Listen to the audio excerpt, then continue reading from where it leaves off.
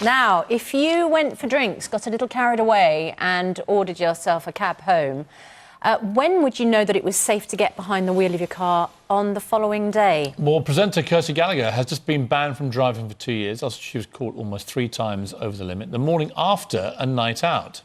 Kirsty met up with friends for drinks and left in a cab afterwards about 2:30 in the morning. She was on her way to pick up her children the next morning at 11 a.m.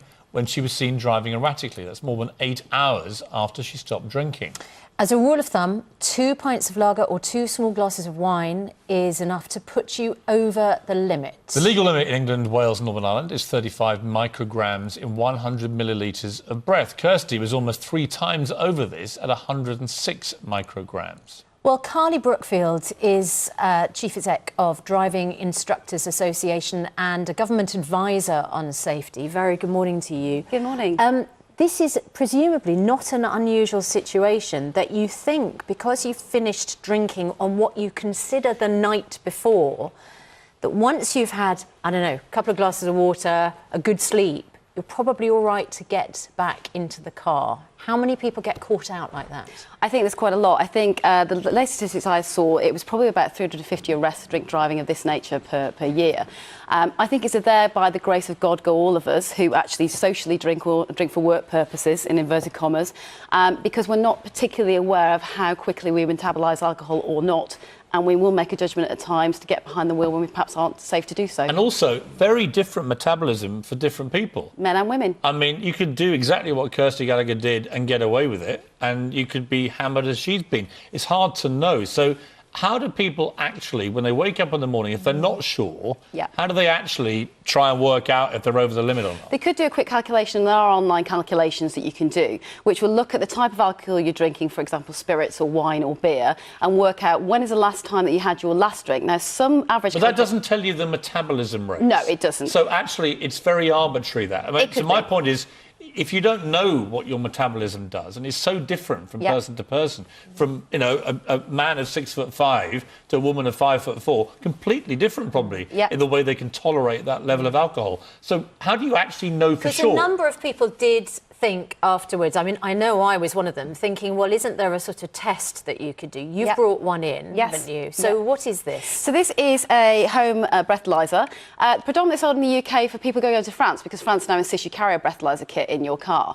It's a lot more sensitive than a UK limit. It's because the French alcohol limit is lower than ours, it's 0.25. So it's very sensitive to whether you've still got alcohol on board. So what do you do with this? So you would just blow into this. You take you take the top off it, you blow into it, it takes a measure of what alcohol How much are these? these? These are about £4.95. So, I mean, well worth it, really. Yeah. But how reliable are they? However, I'm going to make this point. If you are sitting there breathalyzing yourself in the morning, it's probably a judgment call that you've had too much drink the night before. Now, I can understand some people thinking they're borderline, but if you know, be pragmatic about this. If you're already sitting there thinking, am I, aren't I, it's obviously an issue for you already. Should we feel remotely sorry? Because again, I mean, there are 2 cases this week. Wayne Rooney, who deliberately got in to drive a car knowing, he must have known, I mean, allegedly, that he was way over the limit.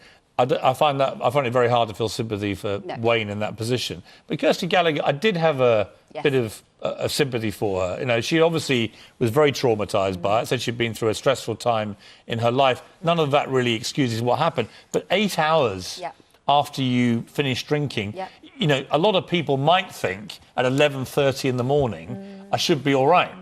I'm a pragmatist when it comes to road safety. I'm not a finger wagger. And I think, as I said before, there by the grace of God go all of us. And I don't think everybody's got the adequate information about how quickly we metabolise. As you say, it's highly personal, men versus women. Somebody could be a functioning alcoholic and actually metabolises very quickly.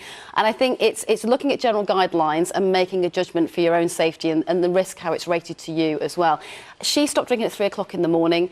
She'd had quite a lot to drink. She went out at about 11 o'clock. The general guidelines for, say, drinking even 3 gin and tonics at 35 mils per single would be to allow 7 hours from your last drink. A lot of calculators will say it's from your first drink. The safe rule is to say, how long from my last drink until I go out? If you drink 5 strong pints of lager, it's about 9 to 11 hours, depending on your metabolisation, to actually go out and drive again. Is it really? Just, so 5 pints could be 11 hours? Yeah. See, a lot of people wouldn't know that. And I think that's the thing, we've got to educate people. Rather than wag the finger and say, don't drink at all, let's educate people. That's the only way we're going to get road safety What are messages these weird across. goggles you've got? They're just going to carry around. No, these are drink simulation goggles and sleep deprivation. Because the other point I'd make is people might be sitting at home wagging the finger at people like Kirsty Gallagher. It's just as dangerous. If you look at the comments on Tell the you what, you articles about scrub up it, like this, Susanna. there's not very much sympathy for her. I'm just ignoring you. I've got the old bear goggles on.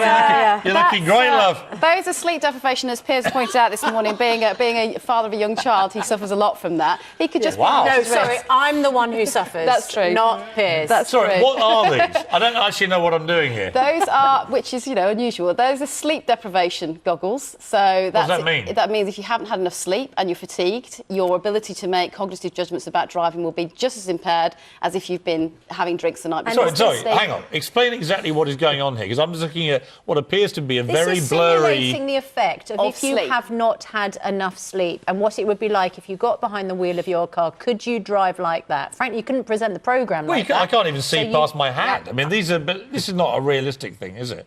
It is. It's a realistic interpretation of what sleep would appear like, or sleep deprivation to a driver. You're completely awake because of your body's used to being awake at this hour.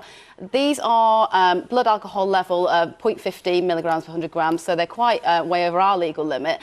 And they've also got twilight adjustment. Yeah, you still look the same. Brilliant. It was lovely to talk to you. Thank you so much. As well. Thank you. I do feel a bit sorry for her, Kirsty Gallagher, I've got to say. Well, I think that's... it just seemed a bit rough to me. But anyway, other people may not. Let us know your thoughts. Do you feel sorry for her? Do you think people should be more responsible, and think about these things more? Or are we all basically... As you say, I think a lot of people don't realise how long it takes to get rid of the alcohol in your blood. But, yeah, the trouble we were is, out till 3 o'clock the other night. I would not have driven We drank for enough. a We good drank enough to 24 sink hours. several battleships. And did I drive that day? I can't remember. But Oh would my it have goodness, crossed my I mind? hope not. Say after midday, would I actually have thought I'm not safe to drive? You would not have been safe to drive, I'm sure. No, but would I have thought that on the day? I can't even remember. Well, but probably not actually. Tell you what, after this discussion, I think we're all pretty clear. Thanks so much. Still to come on Good Morning.